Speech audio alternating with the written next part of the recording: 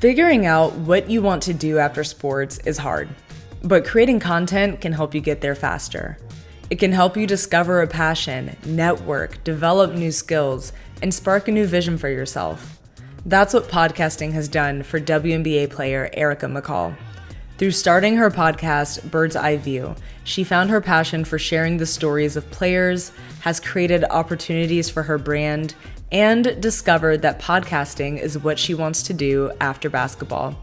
And as you'll hear, this opportunity is open for other women's basketball players to capitalize. And in this episode, you will learn the do's and don'ts of starting a new podcast, how she wants to grow in her next career as a podcaster, and advice for other women's basketball players that want to get in the pod game. Welcome back to New Game Labs, where we help creators in sports level up in business. It's your host, Kirby Porter. I'd love to hear your thoughts as you're listening. You can leave us a comment here on YouTube. Now let's talk with our guest.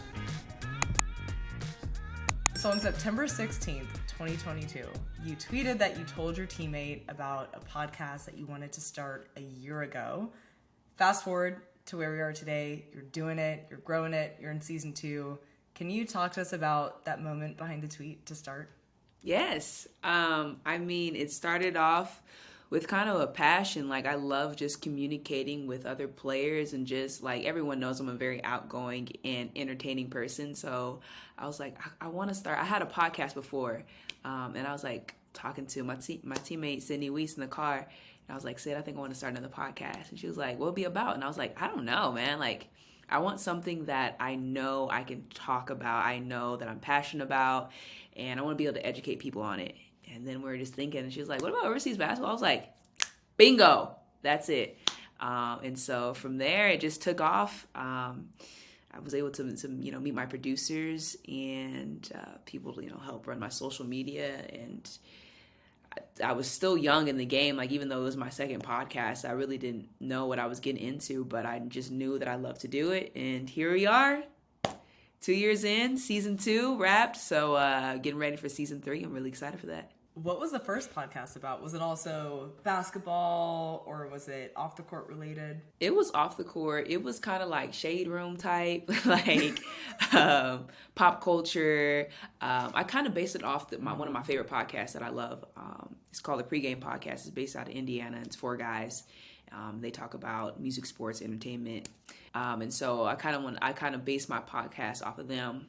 Kind of from like a female standpoint. So I tried that, but it was hard to stay on top of like all, as much as I love the Shade Room, it was so hard to stay on top of like today's topics, and to really be informed on each, like music, sports, entertainment. Like, maybe I know a lot about sports, but like I really didn't understand what was going on with music. So I had my best friend Ashley Brown, who goes by DJ Ashby, one of the hottest growing DJs, female DJs in the game. I had her be my co-host to help me along with the music side of the things. And of course, for me, it's really hard to just do a podcast by myself. So I had to like have somebody with me. Shout out to everybody who just does a podcast by themselves. I don't know if you've done episodes by yourself. Kudos to you. It's hard to just talk on camera and just continue. This is why I'm interviewing you right now. This is why I'm interviewing you. Because I almost went down that path, and it's tough. I tried it, and I was like, no. Nope, it's so hard just to just continue to talk and be entertaining. Like, most of my entertainment comes from feeding off other people's energy. So I had my best friend be my co-host, and we did 3 episodes. 3 episodes, and it was just so hard to maintain overseas, which is another reason why I don't record overseas. It's just really hard, although I would love to get back into it. I know technology has improved since I've lasted my podcast, but it was really hard to maintain a podcast overseas while having a co-host in America. I was in Hungary, and I was interviewing another player in Russia. So the connection was terrible. It was a lot going on. I wasn't truly passionate about it. Also, I was doing everything. I was the producer. I was the content, manager. I was the host. I was everything, the editor. So it was a lot on me. But I learned a lot. Like, I know how to edit. That came into play like later on in life when I need to edit things. But it was really hard to be everyone. So when I decided I wanted to do my own podcast, I was like, look, I need help. I just want to create the content. I want to be able to do the host, speak, and I need somebody else to do the editing. Really, that's what I hated. if you're your own editor, I'm also not my own editor. You're smart. That's what you are. You're smart.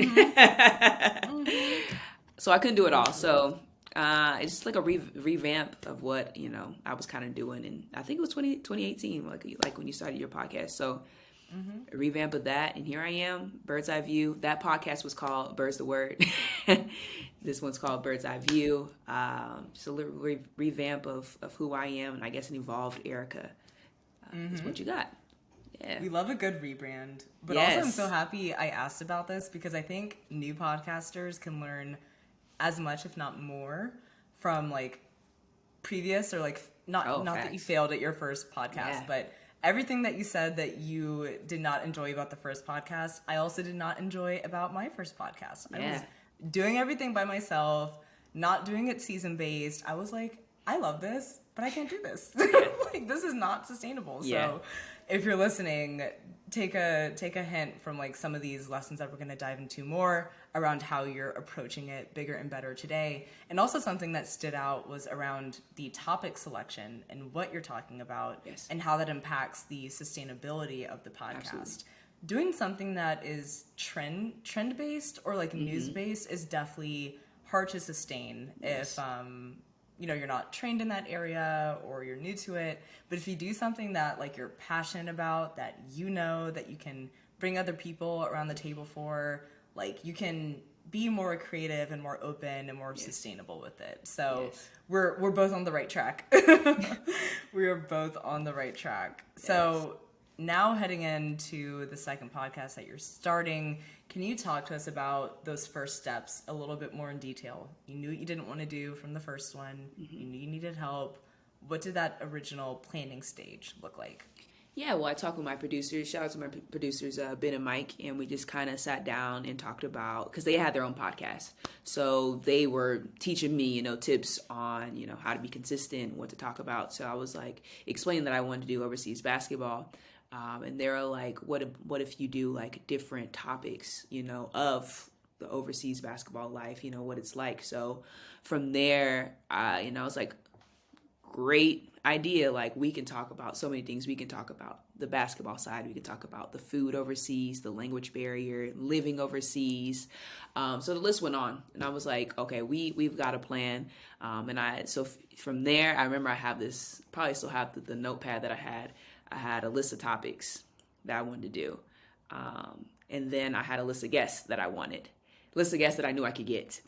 That's also a big part of it, especially for my first season, because I knew that I can get some heavy hitters.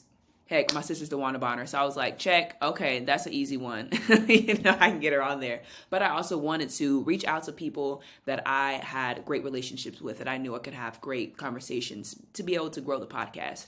So from that list, I trimmed it down, and I based it off of the topics that I wanted to hit and what guests I thought would pair best with those topics. And from there, I think we had 8 episodes. My sister was with motherhood. I had Stephanie Mavunga, one of my best friends. I knew she's a chef, so I knew she could really talk about the culinary experiences of overseas. I had Nia Coffey, who was tremendous in her faith. Excellent episode if anyone wants to go check that out in season 1. She talks about her faith overseas along with my teammate Cindy Weiss, who I also talked about who I started the podcast with, or the idea with. I also knew that I was going to have her on the podcast because she was the one that helped me think of all these brilliant ideas. And so the list went on from there. I can talk on and on about it, but it was just all about accessibility, practicality, but also being very entertaining with that all. On the point of practicality, how did you line up the execution with playing basketball professionally? Yeah, great question. So I was in mid-season with the Washington Mystics when I started the podcast. So I'd have to make sure that I could record on days I had off in Washington. I never recorded on the road. So if that meant I was going to have to record 2 episodes a week because maybe we're going to be on the road for 5 days, then so be it. I was also injured for 6 weeks out of the season. So that allowed me time to be able to be home and be able to really focus on the podcast because I couldn't travel with the team. So it ended up working out for that first season. And then along with the second season, I I was injured again. So I was at home. I had a lot of time to do the podcast. So we'll see what happens next season. I don't know if I'll be in the league. I don't know if I'll be home, but either way, I'll make it happen. Definitely. It's really helpful even for me to hear about your planning strategy going into this, like thinking not just about guests, but also the topics that you want to cover through those guests. Yes. So that you can make sure it's diversified, that you're not getting too many duplicate experiences. Yes. But also for like first-time podcasters, I think a key point here is reaching out to people that either you know or you feel like you'll have a good rapport with when you're starting. Because like it's also your first time too, so you want to make sure you're comfortable, you're getting easy wins, and just like starting with people that are in your network is a great place to start. So that was for season 1. Yes. Season 2, how did you think about planning? Like, did you learn things from season 1 where you're like, okay, I want to do this differently, this worked really well? How did that inform what you did this past season? Yeah, when I thought about for season 2, I enjoyed the conversations that I had, but I felt like it was a bit of just a one-note podcast because we were just focusing on one topic. Like I felt like I could have explored so much more with my sister, but we just focused on motherhood. Like we could have talked about all her years, you know, playing overseas and winning Euro League and Euro Cups and all that stuff, but we just talked about motherhood, which is beautiful. But I felt like we could have hit a lot of different topics within that one episode. So when I wanted to, you know, start planning for season 2, I decided that we were just going to take out the topic. You know, each episode we usually focus on the topic of overseas, and we were just going to talk about your overseas experience. And that would encompass motherhood. It would encompass food. It would encompass the coaching, the basketball, which is everything that we hit in season 1, but just more of a broader view. And so with that, we started it off strong. I had some, once again, I always look for people that I know. But I also started to tailor more towards the trends of social media. So when the 30 for 30 came out of the 1996, you know, Olympic team, my coach, Tara Vanderveer, was the coach. Everybody was talking about Tara. Everyone was talking about Tara. I said, boom, I got to get my teammate Carly Simpson on so we could talk about, one, the documentary, and one, our experiences with Tara. It ended up being actually one of my best episodes yet, you know, one of my highest numbers, just because I hit that trend and everyone wanted to hear what Tara, you know, Tara's experience. But everyone's asking me on Twitter, did Tara treat you like Rebecca? You know? And so we wanted to answer those questions on the pod. And then once again, I also started thinking about who's big in women's basketball. But I know like it's hard for me to get, you know, an Asia Wilson. But I know South Carolina is taking over the game. They're taking over social media. You know, the committee is based upon, if anyone doesn't know who the committee is, it's a women's basketball social media group who breaks down everything. They got rumors. They've got, it's crazy. They do it all. And I knew that the committee was really big. And just South Carolina was huge in women's basketball along with Dawn Staley. So I knew a couple of her players. So I had 2 South Carolina players. And they loved it, ate it up.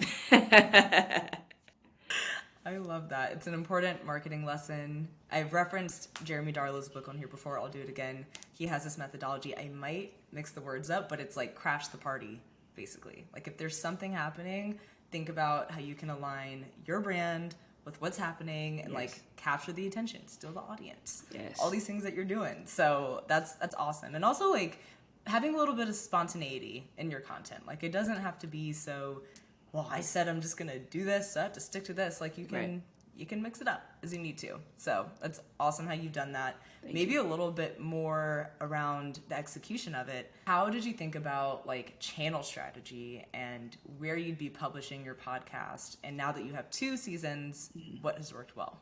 Really, that went to when I was working with the agency I was working with. They've kind of connected, you know, everything like, okay, we're going to put it on Apple, we're going to put it on Spotify.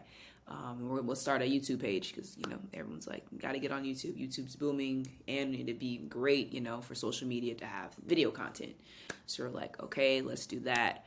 And from there, I really didn't honestly know what I was getting into. Like, I knew a majority of my listeners were on Apple, but I actually looked at my numbers on Spotify. I'm seeing more success, well, globally on Spotify. So it's kind of different. It's kind of a win-win. You know, I'm hitting both sides of things. Like I get bigger numbers on Apple, but like globally. Like I'm hitting big numbers on Spotify. So it's been pretty cool. YouTube, I'm still trying to get the hang of it. It's been tough. Actually, a few people I do have like my subscriber count has gone up, since the first season, but I'm still working on how I can become more creative with my visual, how I can become better aesthetically wise. It's hard when, I'm trying to get WNBA players mid-season, and I'm just like, I'm hitting them with a Zoom link, and they're busy, and they just jump on their phones. Sometimes they're outside.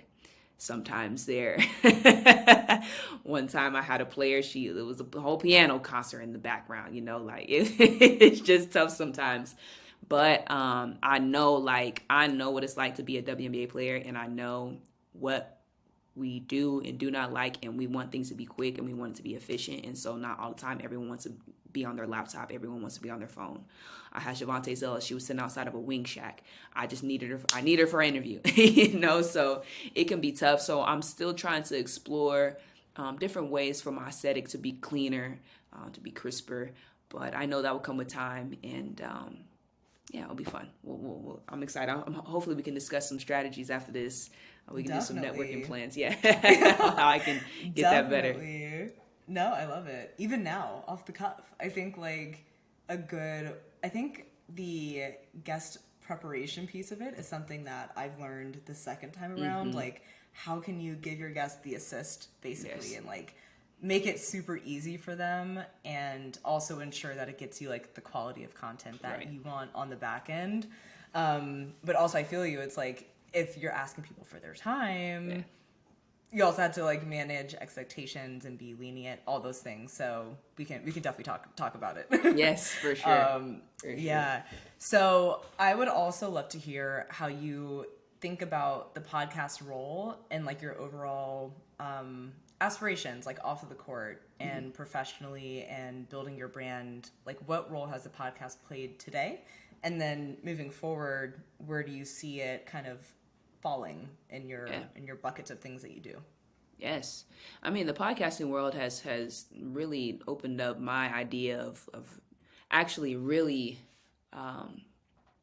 confirming or affirming that this is what I want to do, and after ball is over, with me just really enjoying sitting down with fellow athletes and just talking the game, talking about our experiences. And I find that I find a lot of joy in relating to their experiences, because I think a lot of us think that we're doing these things all alone. I remember I had a conversation with Brittany Sykes, and she was talking about how she was struggling during one of her seasons. I was like, yo, I was struggling my third year too. She was like, yo, I had no idea.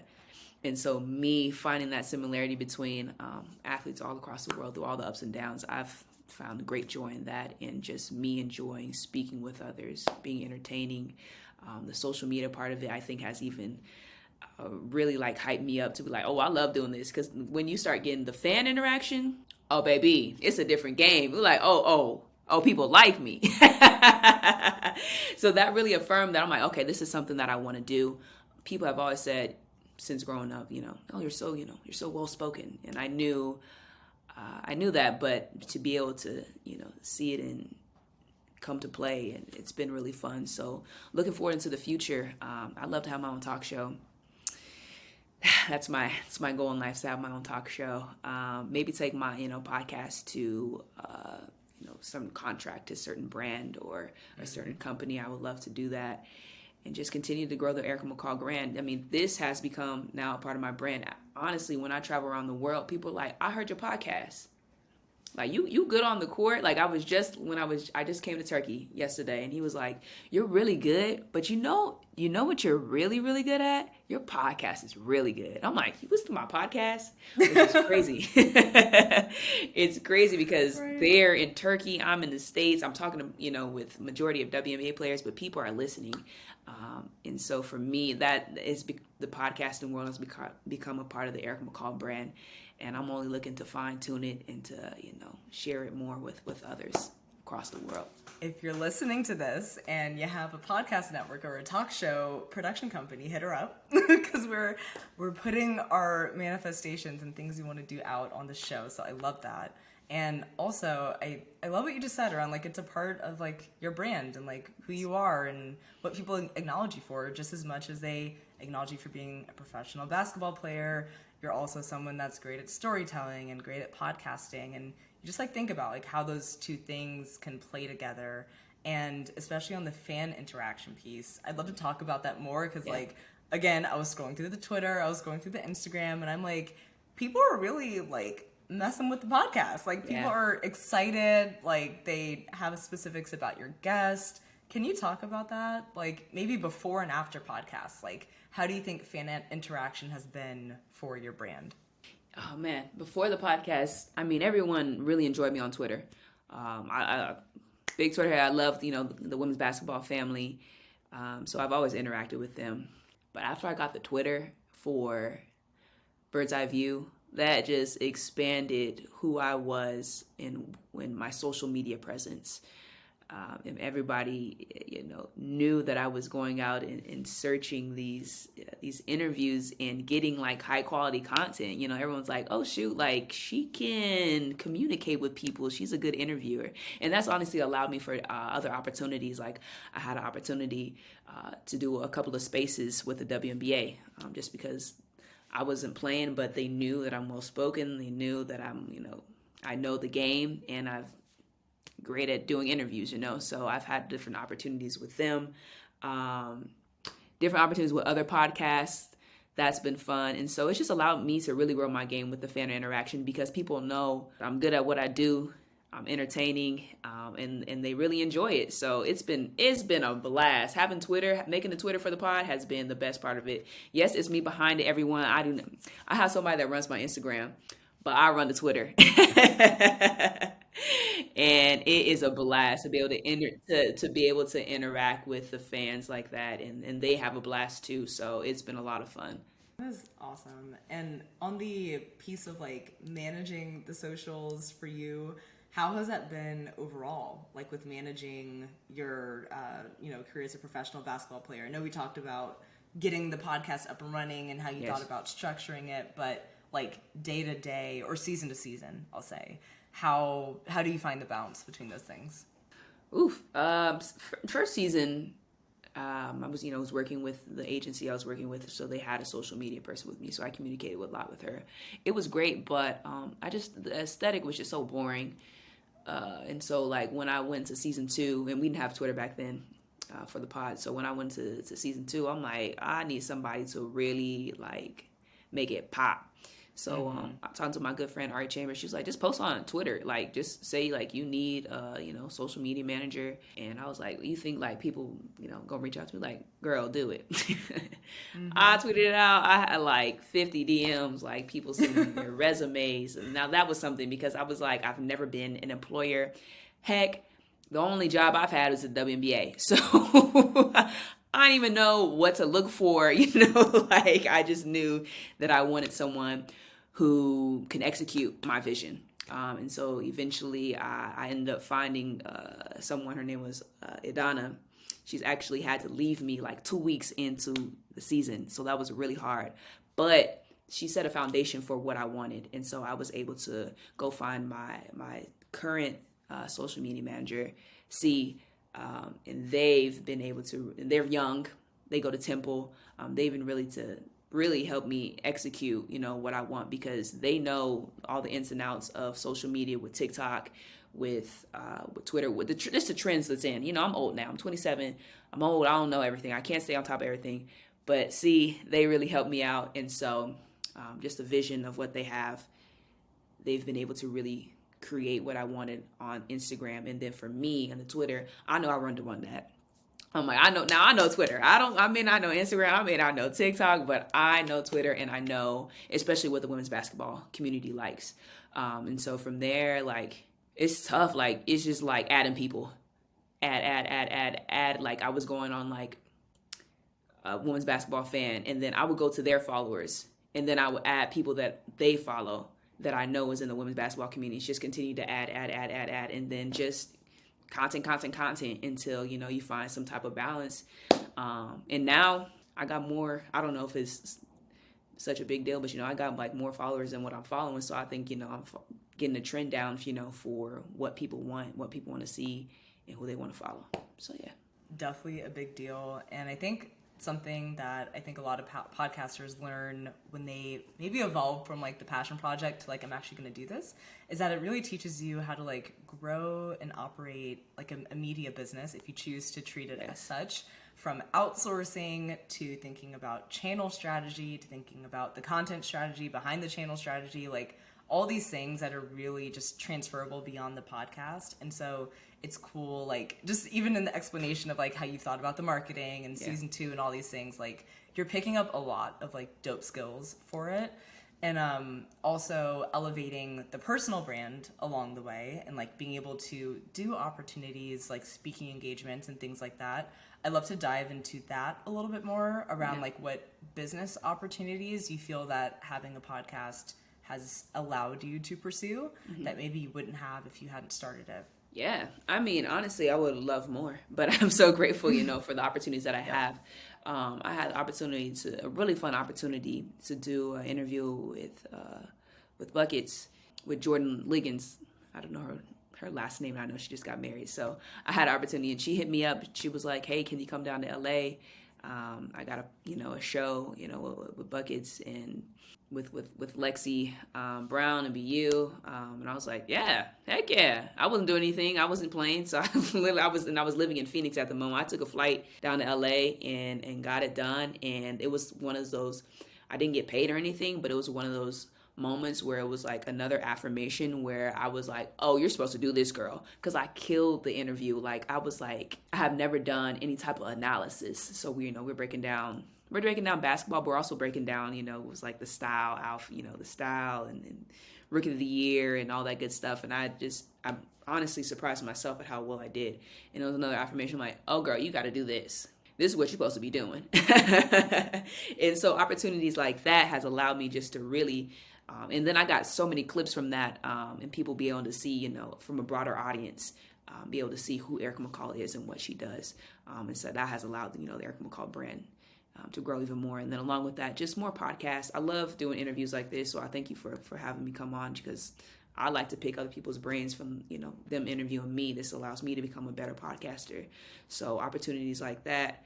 And so we're going to see, hopefully I can get some more speaking engagements. I know, the league has reached out to me for a couple, spaces, opportunities. So, we'll see. I'm looking to get paid. If anyone is out there, I'm looking to get paid and doing what I love to do. And so I know it's a constant grind, to continue to grow, but it's been fun. And it's, like I said, just opportunities that have allowed me to show like, this is what you're supposed to be doing. Opportunity. I feel like that's been like a common word, because like that's what podcasting really opens up, is opportunity.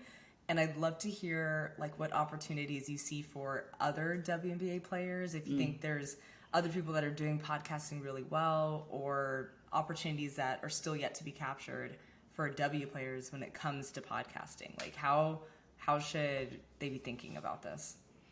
Man, there's so much potential for the W in podcasting. And I know when Asian Fee had a podcast, that was huge, because they were getting heavy hitters. They had like Sweetie, the list goes on, just big names. And I was like, sheesh. But I also, too, know how hard it is to be able to maintain, especially when you're playing and especially when you have busy schedules like them. So I think that's the big thing when it comes to the W, is just sustainability, because the fans want to hear. They want to hear what we have to say. Like that is what a big thing that W fans are constantly seeking, because they feel like the league is not executing that part of being able to share people's stories. And so people want to hear firsthand of what we have to say. So honestly, like you can start from the ground up. And I know, like, I just heard that Maisha Hines-Allen, shout out to her. She was my teammate in Washington. She's supposed to be starting a podcast. She's freaking hilarious. She's like a cartoon character. So I know, like, it just begins like with starting. I think you tweeted that out yourself. Like sometimes you just got to start. Like you can't worry about failing. You can't worry about, people talking about you saying this is bad or whatever. Like sometimes you just got to start, and it will continue to process. But Also, we got to use the resources that we have as BNW players, and I think I have to use that as well. Like, sometimes I just do it myself, and I don't really seek out the resources that I know that I have from so many networking opportunities that I've had in the past. And I think W players have to really use that and really use their brand to be able to expand their own brand. I mean, look at Asia Wilson and Ruffles, like freaking phenomenal. So I think that as W players, we have to be able to reach out to different brands to be able to pull in more audiences and be able to grow our brands as women's basketball player, but also as podcasters, and the list goes on. Yeah, something I've talked about with a couple other creators is if you're starting a business or something separate from your personal brand, how can you leverage the one, obviously audience, but two, like the brand connections that you've built through anything you might do with the brand into your business now, right? And just like make it bigger and better on a different stage, basically. And so as you're saying that, I'm like, yeah, there's like so much opportunity to like leverage the brand connections and brand collaborations that you're already doing and resources that you have to build your own platform in addition to having your personal brand. So lots of opportunities. And I'd love to wrap up with a piece of advice that you'd give to a WNBA player or women's college basketball player. What advice would you give to them in developing a concept for their podcast? Structure. Have a plan, Stan. Don't just be out there willy-nilly just talking. No one wants to hear you just have to talk. Have structure. I had to learn that. I mean, I even had that idea, though, for my first podcast. Like, it's hard to just follow when you're just talking. Know what you want to say. Know how long you want to talk about it for. Sometimes we go over. Sometimes I go over. I know. But have some structure. Like, make sure you have a skeleton of what you want to be able to execute. Maybe it won't go as planned. Sometimes I don't go as planned. I always have an outline for what I want to do every podcast. I saw you flip a page. I know you got an outline. Have an outline. And just be able to execute that, and maybe it might not go completely as planned, but if you have a structure, it just allows for so much easier of a flow on the show, because if you don't, you can be saying, so that's my biggest piece of advice. I am dying laughing because I know like just how off the rails podcasts can go if there's not structure. So please take that advice to heart. That is funny. Well, thank you so much for joining us, Erica. I loved speaking with you about Bird's Eye View. I'm excited for the next season. Thank you. Thanks for having me.